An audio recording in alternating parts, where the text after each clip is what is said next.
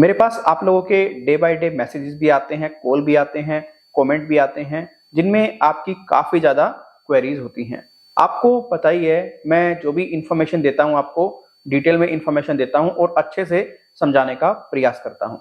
अभी मेरे एक सब्सक्राइबर से बात हुई, उन्होंने मुझे बताया, सर मैंने एक एनबीएफसी से लगभग 95,000 रुपए के आसपास का लोन लिया था और मैं कंटिन्यू उसको पे कर रहा था, लेकिन अचानक से मेरी एक ही ईएमआई डिफॉल्ट हुई। जब मेरी एक ईएमआई डिफॉल्ट हुई तो मैं काफ़ी चिंता में आ गया, काफ़ी परेशानी में आ गया।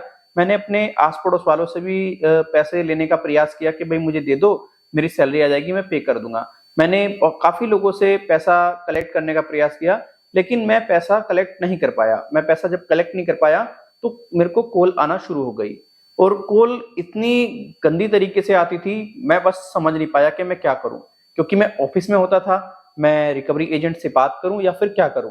अभी जस्ट एक कॉल आई और उस कॉल में मुझे बताया गया कि भाई आपके ऊपर पूरे तरीके से बहुत बड़ी मुसीबत आकर खड़ी हो गई है। आपने हमारी कंपनी का पैसा नहीं दिया है, हमने आपका केस जो है फलाने एडवोकेट को फॉरवर्ड कर दिया है।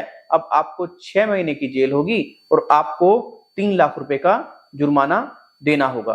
काफी डिफॉल्टर्स हैं जो कि इस प्रकार के हमारे साथ में फ्रॉड कर रहे हैं। हमने पूरे तरीके से मन बना लिया है, उन डिफॉल्टर्स के ऊपर हम कार्रवाई कर रहे हैं।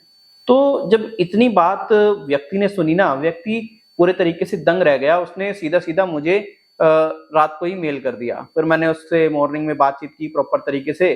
फिर मैंने उसको गाइड किया कि भाई ऐसा कुछ भी नहीं होता है, ये सब एक फ्रॉड है, एक मामला फर्जी है। आपकी जानकारी के लिए बता दूं, देखिए ऐसे बहुत से लोग हैं जो बैंक और एनबीएफसी से पैसा लेकर के बैठ चुके हैं। अभी बात करें हम प्रेजेंट में 2023 की प्रॉपर रिकॉर्ड की बात करें, 2022 से लेकर के 2023 की, तो ऐसे 2600 से भी अधिक लोग हैं जो कि बैंक से पैसा लेकर के बैठ चुके हैं और बैंक का वो पैसा वापस नहीं किए हैं। और ऐसा नहीं है कोई उन्होंने 1-2 लाख रुपए का डिफॉल्ट किया है, उन्होंने करोड़ों रुपए का डिफॉल्ट किया है और करोड़ों रुपए का डिफॉल्ट उन्होंने कर तो दिया है। और ऐसा नहीं कि उनके पास में पैसा नहीं है, उनके पास में रुपया भी है, पैसा भी है, सब कुछ है, लेकिन वो बैंक का पैसा नहीं दे रहे हैं। और बैंक ने पूरे घोड़े दौड़ा करके रखे हैं कि वो किसी भी तरीके से पैसा उनसे निकाल ले, लेकिन बैंक पूरे तरीके से पैसा निकालने में असमर्थ है।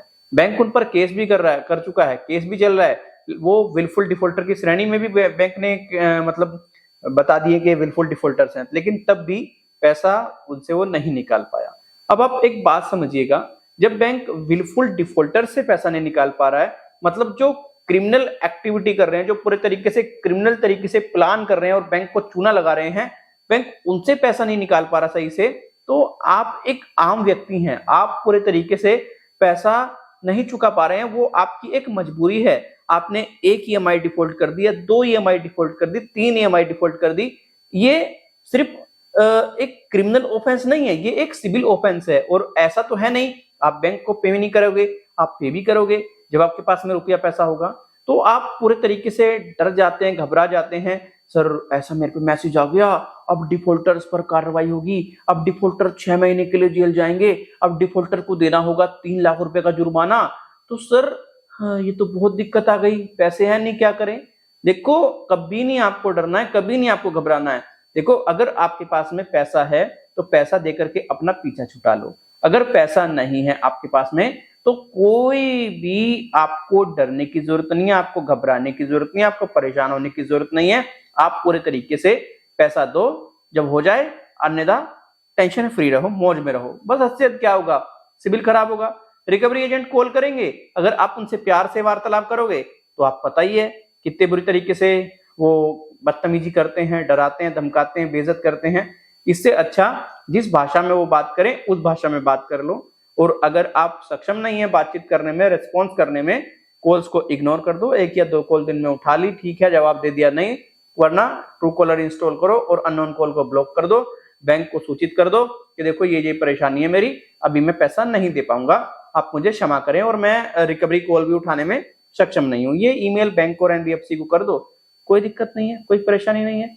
लेकिन आप जो डर जाते हैं ना, घबरा जाते हैं, वो आपको नहीं करना चाहिए। वैसे काफी ऐसे व्यक्ति हैं जो जेन्युइन ही है, मेरे जो सब्सक्राइबर्स हैं उनके तो जो इश्यूज हैं वो जेन्युइन हैं। उनके इशू ऐसे नहीं है कि वो जानबूझ करके पैसा लेकर के बैठे हैं, पैसा देना नहीं चाहते हैं। वो पैसा देना चाहते हैं, लेकिन अभी प्रेजेंट में समस्या है। बस समस्या मेरे सब्सक्राइबर से जो भी जुड़े हुए हैं मुझसे, उनकी तो यही समस्या है। अब देखो, कोई इंटेंशनली अगर बैंक को नुकसान पहुंचाना चाहता है तो देखो बैंक उसके लिए पूरी तरीके से केस करेगा, बैंक जो प्रोसीजर है वो अपना दोहराएगा, जो लीगल रेमेडीज है बैंक पूरे तरीके से उनको फॉलो करेगा। सिंपल बात तो ये है। तो लीगल स्टेप बैंक तभी लेगा जब बैंक पूरे तरीके से समझ जाएगा आप एक विलफुल डिफॉल्टर हैं, उससे पहले आपके ऊपर कोई लीगल एक्शन नहीं लिया जाएगा। हाँ, आपको बस कॉल आएंगी, मैसेज आएंगे, आपको रिकवरी एजेंट कॉल करके परेशान करेंगे, डराएंगे, धमकाएंगे, बस यही चलता रहेगा और इससे ज्यादा कुछ नहीं हो। कभी कोई एडवोकेट का कॉल कराएगा, कभी कोई किसी का कॉल कराएगा। देखो, मैं अपनी बहुत सी वीडियो में क्लियर कर चुका हूं, अगर आपके पास में कोई लीगल नोटिस आता है तो आप उस लीगल नोटिस को पहले अच्छे तरीके से चेक करें। अगर आप चेक नहीं कर पा रहे हैं तो हमारे पास फॉरवर्ड कर दें, हम चेक करके आपको बता देंगे। अगर वो लीगल नोटिस जेन्युइन है, किसी कोर्ट वगैरह से वो नोटिस आया है, तो उसका आप तुरंत जवाब दें इमीडिएट बेसिस पर। अगर लीगल नोटिस आपको बाय पोस्ट मिला है और वो कोर्ट से नहीं है, सीधा सीधा बैंक नहीं दिया है आपको, उसको आप पढ़ें अच्छे तरीके से, अपने यार प्यारे को, जो भी आपकी जान पहचान में, जो भी रिलेटिव में जो जानता हो उसके बारे में, उसको सेंड करके उससे जानकारी ले लें और लेके उसको फाड़ के फेंकते हैं। क्या होगा? कुछ नहीं होगा। लेकिन कोर्ट का नोटिस मत फाड़ना कभी भी, बस इस बात का ध्यान रखना। तो अगर आपने भी किसी बैंक एनबीएफसी से लोन लिया है और आपको भी ऐसा बताया जा रहा है कि डिफॉल्टर्स को पूरे तरीके से अब 3 लाख रुपए का जुर्माना देना होगा, आपको पूरी तरीके से जेल होगी, ऐसा कुछ भी नहीं है। ये सिर्फ आपको कॉल आती है और इससे ज्यादा कुछ नहीं है। अगर ये वीडियो आपको अच्छा लगा है, इस वीडियो को आप लाइक कर सकते हैं। अगर अच्छा नहीं लगा वीडियो को आप डिसलाइक कर सकते हैं।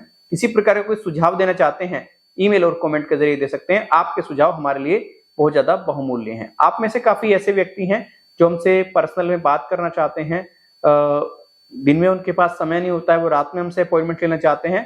तो देखिए, आपके लिए हमने 24/7 की सर्विस दी है। अगर आप हमें रात को कॉल करते हैं तो देखो आपको चार्ज पे करना पड़ेगा, कोई चार्ज आपको ऐसा नहीं पे करना पड़ेगा। ये हमारी पेड सर्विस है। रात को आप किसी भी टाइम मैसेज करेंगे, रिप्लाई मिलेगा। लेकिन अगर आप हमें दिन में संपर्क करते हैं तो अगर आपका लोन 1 लाख रुपए से ऊपर का है तो हम आपको बता दें, चार्ज आपको वहां पर पे करना पड़ेगा। अगर 1 लाख रुपए से नीचे का है तो दिन में आपके लिए एकदम फ्री ऑफ कॉस्ट सर्विस है, कोई चार्ज आपसे नहीं लिया जाएगा। तो आशा करते हैं ये वीडियो आपको काफी ज्यादा हेल्पफुल रही होगी। अब आप पूछ रहे होंगे कि संपर्क कहां करें, तो व्हाट्सएप नंबर आपको ये नजर आ रहा होगा, इस पे आप बस एक मैसेज कर दें। मैसेज में अपना नाम, अपना मोबाइल नंबर प्लस अपना लोन सेंक्शन लेटर, उसमें जो अपनी पर्सनल डिटेल है वो हाइड कर दें और बता दें आपने कितने रुपए का लोन लिया है। उसके बाद हम आपको बता देंगे क्या क्या प्रोसीजर है, क्या क्या प्रक्रिया है। ठीक है ना? तो चलिए फिर मिलते हैं किसी और वीडियो में। अपना ख्याल रखें, अपने परिवार का ख्याल रखें, स्वस्थ रहें।